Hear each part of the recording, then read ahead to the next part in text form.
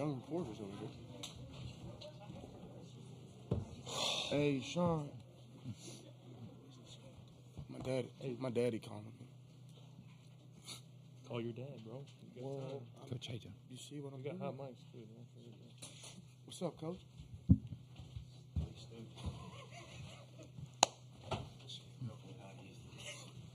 excited to hear what you guys say. Shut up, bro. Shut up. First question, why did you not finish run for play?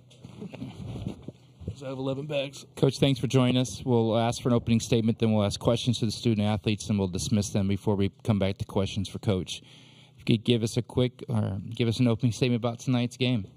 Yeah, I guess I've had time, but haven't taken time to think of what a good opening statement is. Obviously, both teams get a lot of credit for putting on a show for the fans. My understanding is the game prior to ours was like that too, and that's what this place is about, and it's why we get the crowds that we do here, and it's why this sport has grown into what it is. And there's a lot that could be dissected in the game, so we'll leave it up to your questions. Just the one thing that I haven't shared with the team, but I share with these guys is we hit BP early, and we had a lot of downtime in kind of a holding room or a makeshift locker room. And as we were getting ready to go out in the dugout, I was just kind of looking around the room and had a sense of comfort. Just because looking at the group of guys that we were about to go do battle with, felt pretty dang good about it. And I think we knew we were going to do battle with a very offensive team, as you saw. But you know, when you come here, it's Abbott a few years ago. He might have been the quickest to the big leagues out of that group. I don't know. It's hard to argue who the best pitcher is. And then the argument's a little easier with last year. It was Skeens. And then we finally figure out who we're facing today, and you look at the video and you look at the numbers, and Arnold can certainly make the case that he's the best pitcher in this thing. So we had a coaches meeting, and to quote Ace Ventura, why don't you cry about it, saddlebags? You know, you're going to have to beat somebody good. So our guys toughened up pretty good there. There was no game plan other to compete, and they did a good job there. So. Okay, we'll open questions for the student athletes. First question right here. Clinton Yates, ESPN. Christian, I mean, heck of a night, second cycle ever. And for last time it happened was in the 50s. You know, what's your mindset in a situation like that in terms of what you felt? And what was that last day be like as well when you guys really needed it and you seemed locked in? Throughout the whole game, you know, the only mindset I have is to win. You know, get on base for my team, set the tone. You know, I have really good hitters behind me, so I just want to get on for them. So really, to be honest, didn't really know I did it. I was just so hyper-focused on, you know, winning and just that next task. And I guess talking about that last AB, you know, just want to fight, you know, down to my last strike there with 2 outs. Just want to fight. You know, it's a battle. Me versus him, mano a mano. And, you know, I guess I won that one. Here we're going to go right 1, 2, and 3. Jackson Ransdale, Mo World Herald. Can you guys just talk about, you know, maintaining that belief throughout? You know, you guys were getting guys on base, but it wasn't really getting scored or runs across the board, and then you get to that 8th and 9th, and you guys come back and win it. I'll lead us off. You know, we talk about it, you know, all the time in the locker room, you know, in the dugout. You know, we believe in each other day in, day out, and we know that, you know, all we have to do is pass the torch to the next person. And I said it earlier, but the group out there, you know, we've played a lot of games together. So there's that certain comfort between us and knowing, you know, my brother has my back at all costs. So when you go out there and have that, you know, good things can happen, like tonight. Dylan and Blake, you want to chime in on that? I thought that was pretty good what Simo said. Well done. Dylan. Good, Dylan. Front. Jake McKeever, College Baseball Central. Blake, you had the 2-2 check swing. Can you walk us through that? And then how did you kind of readjust and get that big hit in the 9th? It was a check swing, and I didn't go, and I kept battling after that. So, I mean, just kept battling, and that was the result. Jake Mintz, Yahoo Sports. Christian, in your last at-bat, there was a clip of you on the broadcast turning to the dugout and going, "It's fine. It's fine." What were you trying to convey to your teammates in that moment? I was actually saying, let's fight. It's a battle. Like I said, 2 outs, 2 strikes. I get out, we lose. Let's fight. That's what I did. And you're saying that to them even though you're the one at the plate? Yeah. Okay. It's a group effort. Yeah. And then the last question I have is, did you know that you had the cycle? No, I did not, sir. Yeah. Any other questions for the student athletes? That one right there.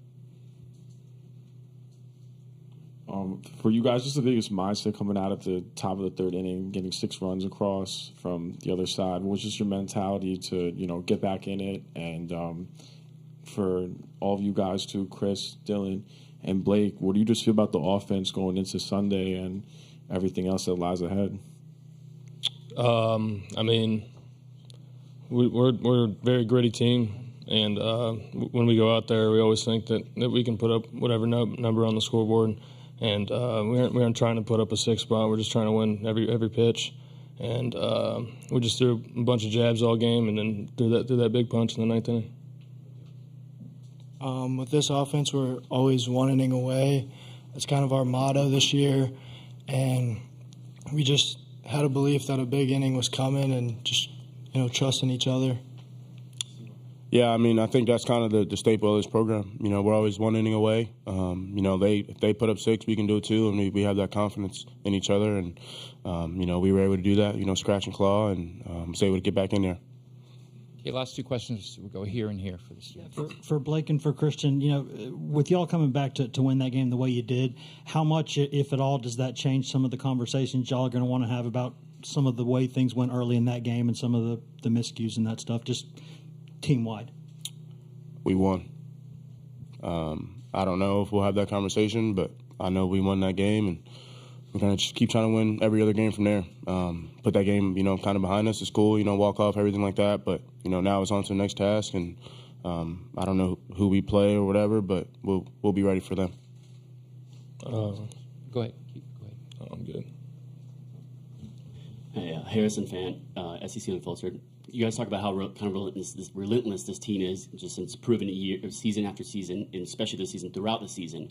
What kind of is a tribute to that, the brotherhood, just the chemistry and everything around that?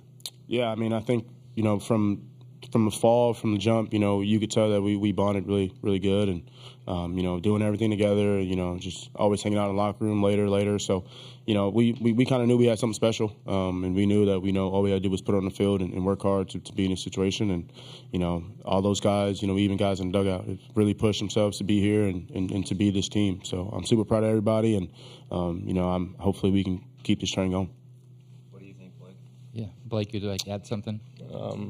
Sure. I actually forgot the question, but we love each other and we're playing for each other. So, including the coaches. Including the coaches. Love you, Coach V. Thanks, man. Gentlemen, thank you very much for your time. Congratulations on the win.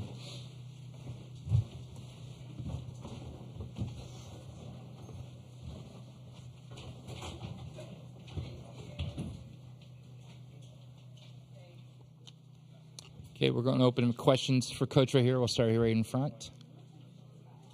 Tony, Cannon seems like he's been really productive as a pinch hitter for you all year. Just what has made him so good in those moments, and kind of what did you see from him in that at-bat in the 9th? Yeah, I think it's a little bit of a backwards answer, but I think it's what he's capable of. With the nature of his position and also what we think his strengths are, it's kind of a catch-22. It's,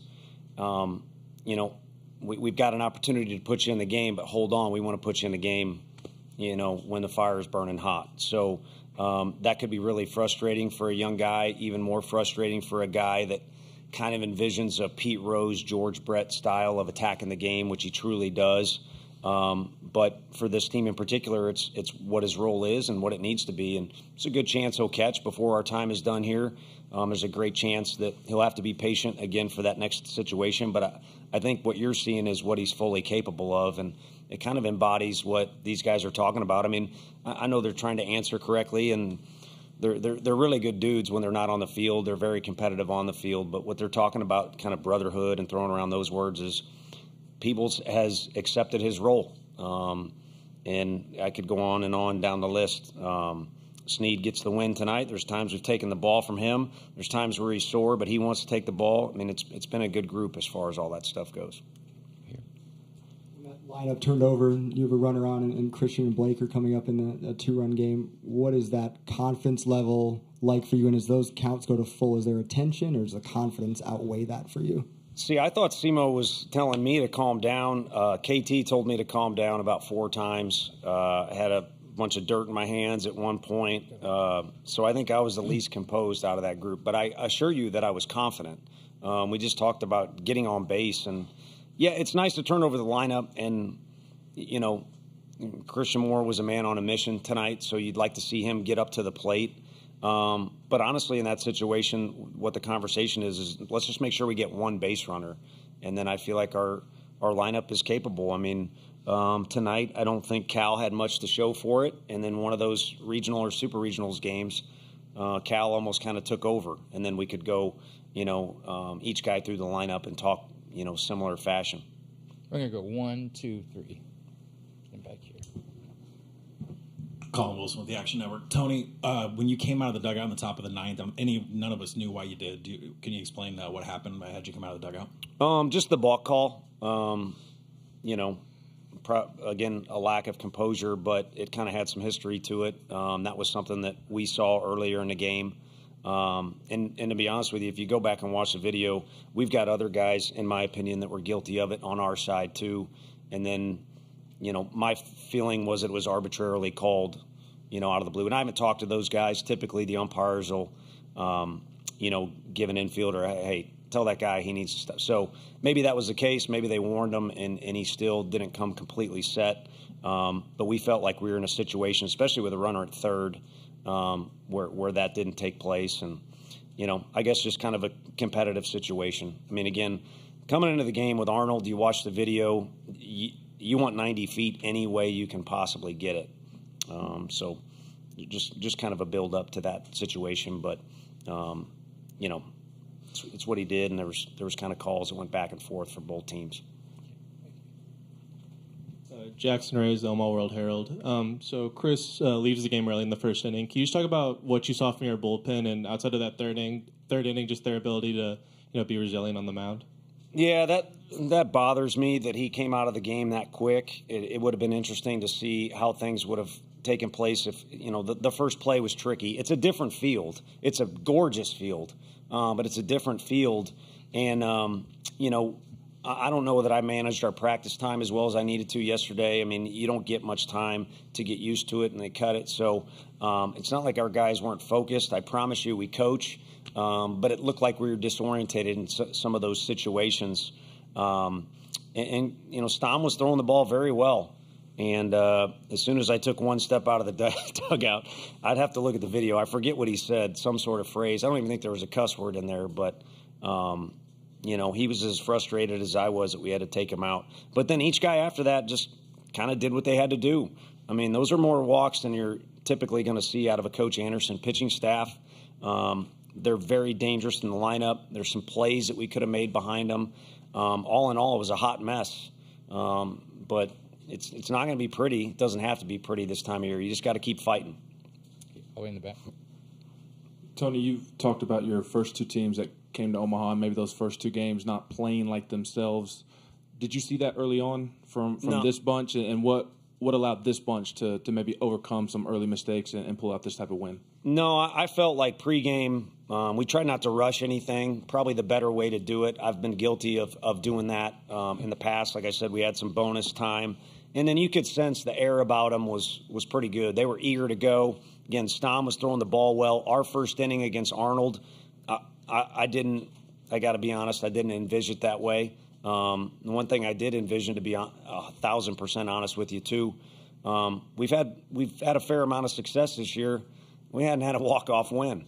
And that for whatever reason, that was in my head. Maybe because of the game beforehand. And those things are interesting because, you know, once you do something, it kind of seems to occur again or come in bunches. But, no, I just think, you know, a couple tricky plays, and our guys weren't handling, you know, some of the circumstances that were present on the field. But what I said in the mid-game interview was, and I don't mean because we're in Omaha or because the stakes are high. It was just the actual circumstances that were present on the field needed to be handled better by our guys. But sometimes when you compete, you can cover up mistakes. And I think that's, you know, what the definition of that is tonight. It was certainly a great example. Okay, we got the last two questions right here. Clinton Yates, ESPN. Coach, monster night for Simo. Can you tell me a little bit more generally, though, about what you've seen from him as a player from a development standpoint since he's been around in Knoxville? wants to win as bad as anyone I've ever been around. And, you know, the umpires, we talked about that there. Grady, the home plate umpire, was really good to me because he kind of let me come out and speak my mind and just, you know, kind of talk about some things. And then he let me know what was going on the field. And the one guy we were talking about back and forth was Simo.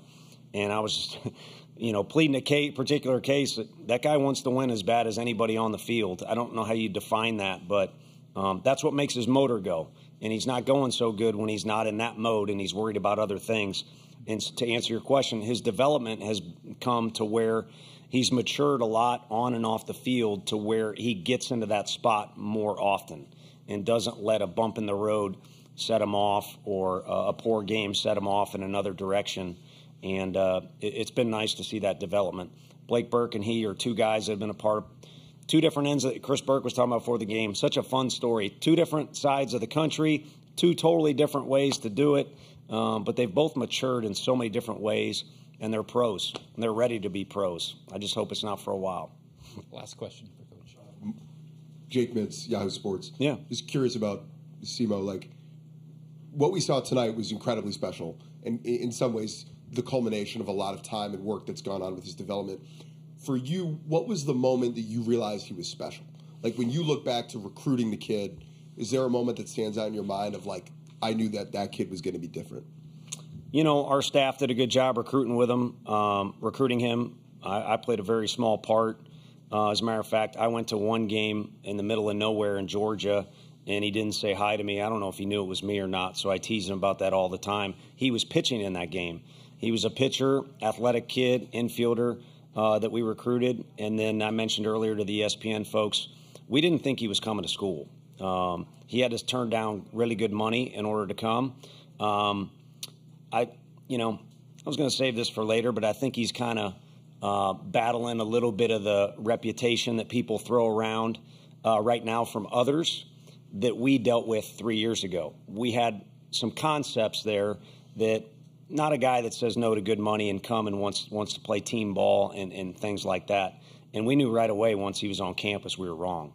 But we also had to do some things to, again, like any freshman, needed to mature. And he's gotten to that point right now. So it's fun to watch. Have you ever seen a home run like the one he hit today? To be honest with you, a couple similar at our park, but I would say the more unique thing was the reaction from some of the guys in the dugout.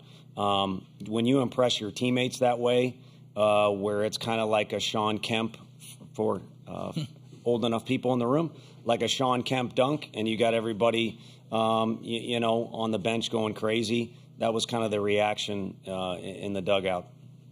Coach, congratulations on the victory, and thank you for your time. Thank you all. My favorite player of all time, number 40, baby. Sean Kemp.